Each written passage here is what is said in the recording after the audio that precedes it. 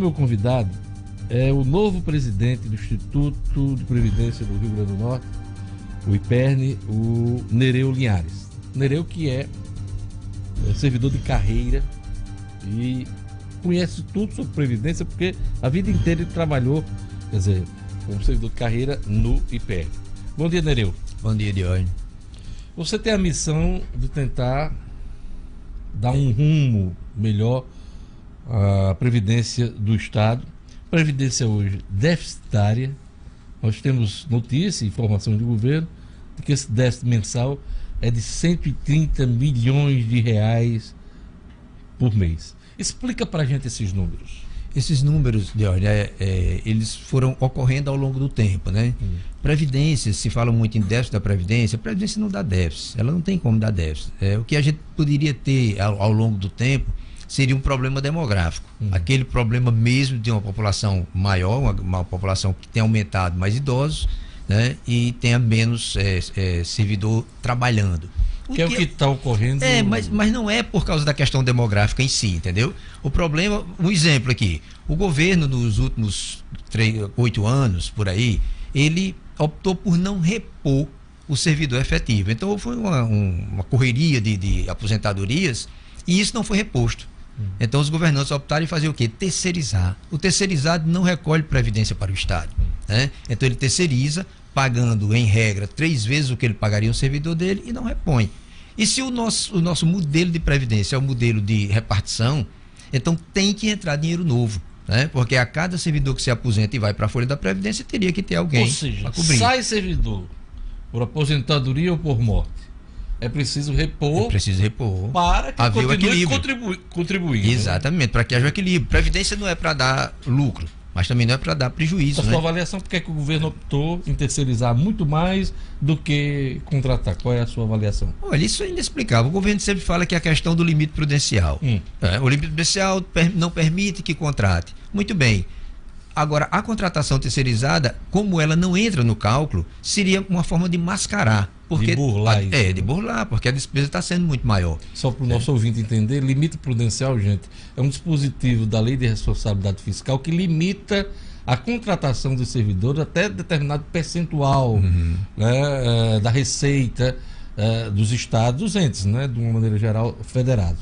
Então, quando passa aquele limite, ele fica, de certa forma, impedido de fazer novas contratações. Né? Impedido de contratar. Mas essas contratações, se ela for justificada, já tem casos que o próprio Tribunal de Contas, o próprio Ministério Público já autorizou reposições. Um exemplo do IPERN, que a gente pode tomar aqui como exemplo o IPERN, são setores de tecnologia, né, que precisa ser estruturado, setor de cálculo atuarial, que precisa ser estruturado, que nunca foi, e setor de jurídico, defesa judicial, né, que nós também somos muito deficitários. Então é preciso que se faça, porque pelo salário que o Estado paga não vem ninguém de TI trabalhar no IPERN, né? Até 2005, o Instituto de Previdência apenas cuidava de 4 benefícios, pensão e mais 2 ou 3 benefícios. E depois que a situação das contas dos estados pioraram, essa conta passou, da aposentadoria passou a ser atribuição também do Instituto de Previdência. Como isso ocorreu e como mudar isso? Olha, a questão do IPERN se responsabilizar por 3, 4 benefícios especificamente, que era pensão, auxílio funeral, auxílio natalidade e auxílio reclusão, está na lei de criação, que é a lei 2728, que é de 62. Então lá o Estado disse, olha, o Tesouro se responsabiliza por aposentadorias. Em 94 houve uma revisão, uma reforma, né? E aí veio a lei 122, mas continuou também com o Estado se responsabilizando pelas aposentadorias. E com a emenda 20, a emenda federal, da Constituição Federal, a emenda 20 de 98, então ficou estabelecido que sim, a aposentadoria teria que ser um benefício previdenciário. Então, se a partir dali passou a ser uma obrigação, e a partir dali também a contribuição aumentou de 8 para 11 exatamente para entrar as aposentadorias, então significa dizer que só dali a 30 anos, né, seria que o IPERN teria a obrigação de pagar a primeira aposentadoria. A primeira. Mas não é o que Mas não ocorreu, hoje, né? Não ocorreu. Hoje ela paga 44 mil aposentadoria para as quais nunca houve um centavo de custeio. É por isso que essa conta não fecha hoje. Fecha. É uma das razões. Qual é né? a receita hoje do IPERN para bancar as aposentadorias? Olha, o que a gente sugeriu à governadora é que abra uma negociação, né, um canal de negociação com os poderes, para que cada um passe a se responsabilizar pelo pagamento dos seus aposentados. Né? Então, o Tesouro sustentou até agora. Segundo o Tesouro, acabou, não tem mais recurso, não dá mais para ir além. Então, como tem o duodécimo, como tem os repasses, então que cada um assuma o seu. Isso aliviaria muito. Né? No caso, aí o Executivo pagaria seus aposentados, Legislativo, Assembleia Legislativa pagaria os aposentados da Exatamente. Casa, Judiciário, Ministério Público, Tribunal de Contas, Defensoria Pública, que são os órgãos que têm quem tem orçamento, autonomia orçamentária, que assumisse os seus aposentados. Isso já foi tratado com... Não, ainda não. Poderes? Isso eu tenho uma reunião agora de 10 horas com a secretária Virgínia, que é da administração, porque o IPERN é vinculado à administração. E aí estamos sentando também com a área econômica para a gente fazer traçar o que seria a discussão, né? Exatamente como seria a discussão. E a partir daí pedir as audiências. Qual é a sua expectativa? Não é das melhores. Não, porque essa coisa você sabe, de repasse para os poderes já vem de alguns governos. Desde a época do governo Rosalba, há mesas de negociação sobre sobras orçamentárias dos poderes, e essa coisa nunca chegou a bom termo. Passou o governo Robson, agora estamos no governo Fátima. A sua expectativa, olha, não é boa. Não, eu sei que é muito difícil. Agora, depois de se explicar isso detalhadamente, porque isso vai se levar a planilha e mostrar. Eu acredito que depois de se explicar isso, como você falou aí na abertura, né? Pouca gente sabia que a aposentadoria não era um recurso previdenciário, não era uma obrigação previdenciária, certo? Então, acredito e passou a ser em 98. Passou a ser em 2005. No Estado, em 2005, com a Lei 308. Mas assim, em 98... Com a aprovação da emenda 20 já ficou estabelecido, né? E agora o Estado ainda segurou tudo isso e só fez a primeira reforma dele em 2005. Né? Então, acho que na hora que se explicar isso, fica menos difícil de entender. Né? Então, seria para equalizar isso, seria só uma questão de boa vontade. Boa vontade. Boa vontade. Questão de boa vontade. Vamos ver qual é o tamanho dessa legião da boa vontade. É verdade. Nereu, e só os números para a gente colocar na cabeça aqui. A despesa do IPERN hoje é de 200 milhões, se eu não me engano. Mais de 200 milhões. 60 milhões são cobertos por arrecadação. Exatamente. E o restante pelo Tesouro, né? Então, porque as contribuições é o que deveria sustentar a despesa. Então, a gente pega a contribuição do servidor, que é de 11% hoje, a patronal de 22%, que é o dobro, e esse recurso, se tivesse o equilíbrio, era para ser suficiente para pagar a folha. Né? Mas hoje a gente só arrecada cerca de 60 milhões e paga uma folha de mais de 200 milhões. Pois é, e essa coisa está pesando no orçamento estadual, porque a conta dos servidores não fecha. Né? Deixa eu só tirar uma dúvida. Há uma discussão muito grande hoje sobre essa questão dos royalties do petróleo. E há quem defenda que esse dinheiro da antecipação seja depositado diretamente no fundo previdenciário. Há algum impedimento legal para uso dessa antecipação dos royalties? Não, de maneira alguma. Para pagar aposentados? Porque parece que há para servidores, né? Não, a folha de servidores. O que eu vi sendo questionado aí foi o seguinte, é que conforme está na lei, os recursos de royalties, ele seria para a capitalização do fundo, né? Então o que é que tem que ser colocado? Não, ele é para capitalização, não é para pagamento. Gente, e a capitalização é para quê? Você capitaliza para quê? Para pagar benefício, né? Então ele foi lá depositado no fundo de previdência, e se existe um déficit, então é claro que ele vai ser utilizado para isso, a capitalização. Mas esse dinheiro não vai nem dormir lá no fundo. Não, né? não vai dar tempo. Entra e já vai para pagamento. Não vai dar tempo, já vai para pagamento. Pagamento. Até que se equalize essa questão do déficit, não tem como fazer diferente. No início do governo Robson, havia no fundo FIR, Fundo Financeiro, né, da Previdência, cerca de 1 milhão. Um bi, que diga-se. 1 bilhão. 1 bilhão de reais. E ao longo do governo Robson, esse dinheiro foi sacado para fazer frente às despesas com os aposentados. Esse dinheiro volta de alguma forma? Não. Ele não tem como voltar, entendeu, Diógenes? Essa conta hoje ela é impagável, né? Porque você imagina, se você considerar que em dezembro de 2014 tinha um bi e esse dinheiro foi sacado, você imagine que para ele voltar, ele teria que voltar corrigido. Eu me lembro da última correção que eu acompanhei na época, 2014, eu acho. Foram 16 milhões de reais só o rendimento desse recurso, né? Então você imagine se você corrigir isso de lá para cá, você considerando todo mês a parcela que entrava para esse fundo. Mas o compromisso inicial do governo, independentemente de gestão, era devolver esse dinheiro. Mas esse compromisso foi verbal, porque na lei nunca ficou estabelecido isso. Nunca. Se você pegar a lei complementar 526, nunca ficou estabelecido que esse dinheiro voltaria. Foi conversa de político foi, mesmo. Conversa de político. Nunca ficou estabelecido. E veja bem, aquilo ali foi o maior desmonte que o Estado teve na sua Previdência. E foi com a conivência, com a anuência da Assembleia Legislativa. Na época, a gente estava lá, eu era do Conselho Previdenciário, e nós ficamos uma semana da Assembleia. Esse dinheiro não volta mais. Não tem como voltar, não tem como voltar. Eu lembro que eu fiz inúmeras entrevistas aqui, quando o assunto era FUNFI, quando era esses saques.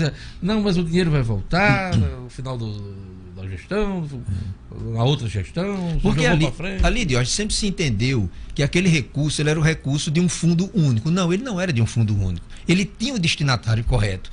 Entendeu? Naquele momento que se criou, que a gente fez o fundo previdenciário, ali era uma mudança do modelo, era uma alteração do modelo. Nós temos um modelo de repartição e ali a gente passaria para o modelo de capitalização. Então seria capitalizado o recurso de quem? Do servidor que entrasse no serviço público a partir 2005. Da criação do fundo previdenciário, né?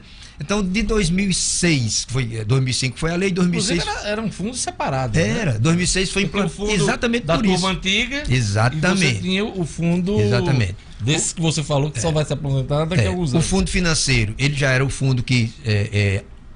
onde se depositavam os recursos referentes ao servidor que já estava... até naquele momento já estava no Estado, e o fundo previdenciário que entrasse a partir dali. Então, de 2006 a 2014, entrou no Estado 12 mil servidores por concurso. Então, era só desses servidores que tinham 1 bilhão. Esses 12 mil servidores. Entendeu? O outro servidor, iria haver o déficit? Claro que iria. Porque na hora que se fizesse a capitalização aqui, não entraria mais dinheiro novo. Só que esse déficit era controlado. Ele era controlado pelo abono de permanência, pela questão do redutor das pensões, pela questão do teto remuneratório. E isso se segurou isso até de 2006 a 2010. E na sua visão deveria ter permanecido Deveria ter permanecido até 2010. Quando foi em 2011... Então, se aconselhou o governo a não pagar mais abono de permanência, deixar que o servidor se aposentasse. Isso, associado à questão das reformas que estavam sendo anunciadas, criou um pavor na cabeça do servidor e houve uma enxurrada de pedido de aposentadoria. Explodiu a folha. Porque quando o servidor se aposenta, a folha da Previdência. Quando o servidor se aposenta, ele vem com todo o salário dele para a folha da Previdência, ou seja, ele aumenta a despesa e ele fica isento de pagar a Previdência até o limite do regime geral, que hoje é 5.600 e alguma coisa, entendeu? Então, aumento de despesa, redução de receita. É a receita perfeita para o desastre. Para sanar o déficit da Previdência Estadual, teremos que amargar um novo aumento da alíquota da contribuição dos servidores? Não necessariamente, né? A governadora Fátima, ela já se posicionou terminantemente contra o aumento de alíquota. Ela não gosta da ideia. Não gosta da ideia, né? E ninguém gosta, eu também sou contra esse aumento de alíquota. A questão é, alíquota, a gente tem que pensar que isso é uma coisa natural em Previdência. Porque o que é que a lei diz? A Previdência precisa ter equilíbrio financeiro e atuarial. Significa que desde que a Previdência foi criada no mundo, que periodicamente você tem que rever as alíquotas, ou para mais ou para menos. O problema do Brasil é que ele criou isso em 1923 e nunca mais reajustou. Não é fixa, ela claro, tem que ser ajustada de acordo com a questão do equilíbrio. Questão do equilíbrio, que eles chamam de equilíbrio financeiro e atuarial. Ela era de 9, passou para 11. Ela era 8, passou para 11. 8 para 11. E agora há uma discussão que ela vá para 14%. Houve essa discussão. Conforme ocorreu já em alguns estados. Tem estado com 17 já. Já com 17. Agora, a questão é, o grande problema da alíquota, e que criou essa celeuma toda, é que assim, olha, aumenta a sua alíquota de 11 para 14. Pronto. Então, me diga uma coisa, e quanto é esse déficit hoje? Essa alíquota, ela vai crescer quanto de receita? Isso vai tapar esse rombo aí em quanto tempo? Não se diz isso para o servidor, entendeu? Então, esses cálculos existem? Existem. Então, assim, para se equalizar isso, primeiro tem que se fazer essa discussão com os poderes, ver quem assume o quê. O próprio executivo tem que entrar com mais alguma fonte de receita, né? Porque hoje a gente só tem a contribuição do servidor e patronal. Então, se criar mais alguma fonte de receita, certo? E se sobrar alguma tipo coisa... de receita, só para... Patronal, gente, é o governo do estado entrar com a parte dele e o servidor entrar com a parte dele. Se depois que tudo isso for feito entre os poderes, inclusive o legislativo, o executivo, ele pode, por exemplo, destinar parte de royalties, como está fazendo agora. Ele pode destinar alguma coisa de dividendo ou de ações, a Caern, por exemplo, uma Potigás, por exemplo. Né? Da venda de ativos. Exatamente, a venda de ativos. E aí, depois de feito tudo isso, se remanescer algum débito, aí poderá até se chamar o servidor para discutir. Não é, por exemplo, vai ser tanto por cento, não, para se discutir essa questão de alíquota. Isso se fez agora no Postales, isso na Previ. Mas isso, vai ter tempo para discussão disso, já que esse rombo previdenciário de 130 milhões de reais está estabelecido já há algum tempo, já há alguns anos, a gente pode até considerar assim. Olha, não tem como não ter a negociação, não tem como não ter a conversa, a discussão com a questão do servidor, se for o caso. Se for o caso. Então, se realmente tiver que se fazer isso, então não tem como se fazer isso sem uma discussão. Que a falta da discussão é que causa essa grande celeuma. Tentou-se, né? Se eu não me engano, no ano passado houve uma reação muito forte dos servidores. Exatamente porque não se discutiu com o servidor. Se mandou uma coisa, digo ela abaixo, manda para a Assembleia um aumento de alíquota e tal, sem se dizer. E o que é que o senhor está sentindo hoje? Diante dos atrasos em folha, da dificuldade de pagamento, as entidades representativas dos servidores, elas estão mais dispostas a discutir? Estão predispostas a discutir. Porque a grande questão é, nós temos hoje um atraso. Se mantiver como está, nós vamos ter talvez a falta do pagamento completo, né? Então as entidades já estão entendendo isso. Seria o caos, né? Mas estamos perto disso? Já estamos perto, muito perto. Muito perto. De não ter condição de pagar o benefício. De não ter condição de pagar. Aposentadoria. Não ter. A questão da Previdência no Brasil todo, não é só no Rio Grande do Norte, era uma questão, teve muita falta de uma cultura previdenciária. Então tem duas coisas que impactam muito a Previdência, né? É a questão da má gestão e a questão da ignorância sobre Previdência, certo? Então as pessoas não conhecem, não sabem o que é isso, ela quer o benefício. Qual teve o maior peso disso aí? A má gestão ou a ignorância? A má gestão, né? A má gestão. Porque assim, na hora que você vê Previdência sendo gerida por quem não sabe o que é aquilo, então isso é muito perigoso, isso é muito complicado, né? Então você falar que um fundo daquele, onde tem uma capitalização, aquilo é poupança, é uma ignorância tremenda. O senhor se surpreende com esse cenário atual? De jeito nenhum. Eu estou perguntando porque o senhor, como servidor do IPERN há anos e um especialista no assunto, o senhor previa esse cenário? Esse desastre aí estava previsto. Eu dei inúmeras entrevistas, eu falei isso há muito tempo, né? Eu cantei essa bola há muito tempo, né? Tanto é que quando eu era presidente do Conselho Previdenciário, que foi quando a lei foi aprovada, 526, o Conselho passou mais de uma semana dentro da Assembleia, conversando com os deputados, mostrando esses dados, né? Isso aqui vai ser o caos. Um bi que tinha lá na conta, isso aí seria destruído em 8 meses, e foi em 8 meses. Foi assim. Né? Em 8 meses. Então, se eu não me engano, o primeiro ano da gestão de Robson consumiu todo Exatamente. O valor do fundo. Na verdade, ficou uma laminha. Na verdade, ó, ele foi aprovado. Sacada no ano passado, se eu não me engano. Ele foi aprovado no dia 18 de dezembro. O Robson não tinha assumido ainda, né? Sim, foi no governo de Rosalva a autorização, mas os saques. É verdade, não. 90% dos saques. Não, porque na verdade a lei só foi aprovada porque Robson entrou, entendeu? Rosalva não tinha força para aprovar mais aquela lei, né? Então, Robson, foi dito para ele, olha, Rosalva precisa pagar 2 folhas, que estava saindo com 2 folhas em atraso, né? E aí ela precisa pagar 2 folhas, então ela tira o dela e você fica com o resto aí. A gente falou que tá chegando um momento que não vai dar para pagar os benefícios, mas tem folha em atraso da Previdência, né? Ainda. Quais são? Ainda tem folha.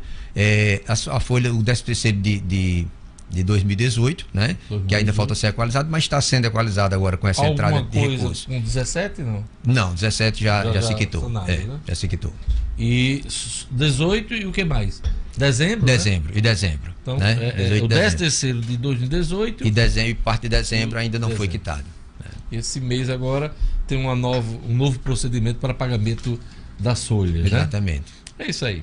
Eu queria agradecer a presença de Nereu Linhares, que é o novo presidente do IPERN, Instituto de Previdência. Ele deu uma geral aqui, contou o histórico desse problema da Previdência aqui no Estado,